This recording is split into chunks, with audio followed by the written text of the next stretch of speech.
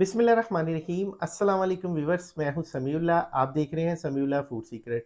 दोस्तों, आज मैं आपके साथ ना तंदूरी चिकन बनाने का तरीका आपके साथ शेयर करूंगा।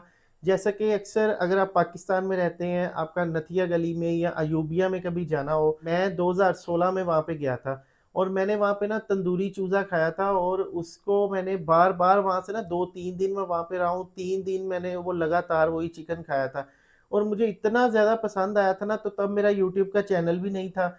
लेकिन आज मुझे ना उसी की याद आई, तो मैंने ना ये वाला तंदूरी चूज़ा फिर मैंने कहा चलिए आपके साथ रेसिपी भी शेयर करते हैं।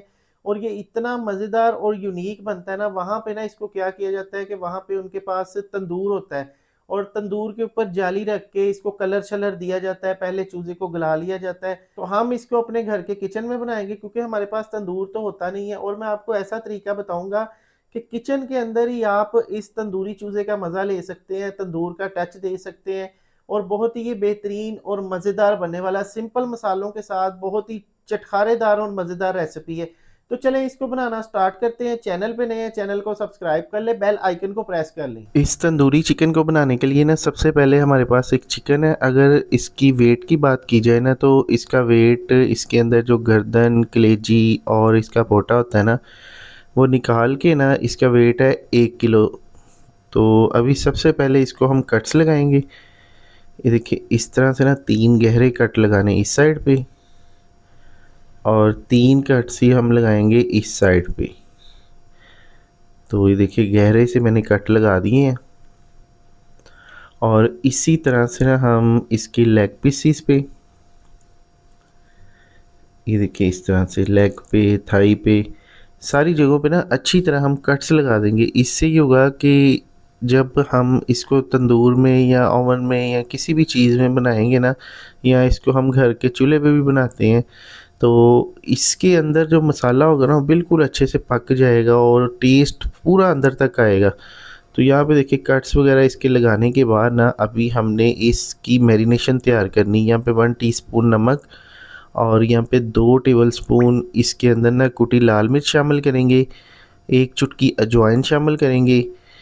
इसके अंदर ज़ीरे का पाउडर तकरीबन आधा चाय का चम्मच है और यहाँ पे गरम मसाला पाउडर है, ये भी आधा चाय का चम्मच है, ये इसके अंदर शामिल करेंगे। फ्लेवर इसके अंदर ज़्यादा ना कुटी लाल मिर्च का होता है। यहाँ पे हाफ़ टी स्पून इसके अंदर हल्दी पाउडर और 1 चुटकी ज़रदा फूड कलर और 1 टीस्पून इसके अंदर लहसुन पाउडर। और यहाँ पे इसके अंदर दही शामिल करेंगे 2-3 और ये देखिए 4, ये 4 चम्मच ही हमने डालने हैं। तकरीबन ये 4 टीस्पून बनते हैं और 1 टीस्पून इसके अंदर हम सिरका शामिल कर देंगे।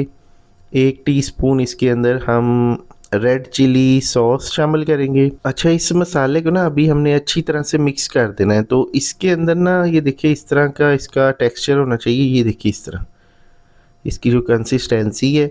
तो अभी चरगा लेंगे। चरगे को ना, इस चिकन को मैंने पहले अच्छी तरह से वॉश कर लिया था, उसके बाद फिर मैंने इसको कट्स वगैरह लगाए हैं। पानी वगैरह पहले मैंने इसका जाली के अंदर रख के निकाल दिया था।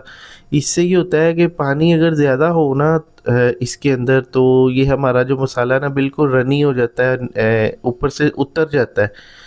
तो इसलिए हमने पानी वगैरह खुश करके ना फिर इसके ऊपर ये मसाला अप्लाई करना है। देखिए सारी जगहों पे, अंदर वाली साइड पे, बाहर और इसकी बैक साइड पे, हर जगह पे अच्छी तरह से ये मसाला अप्लाई कर देंगे।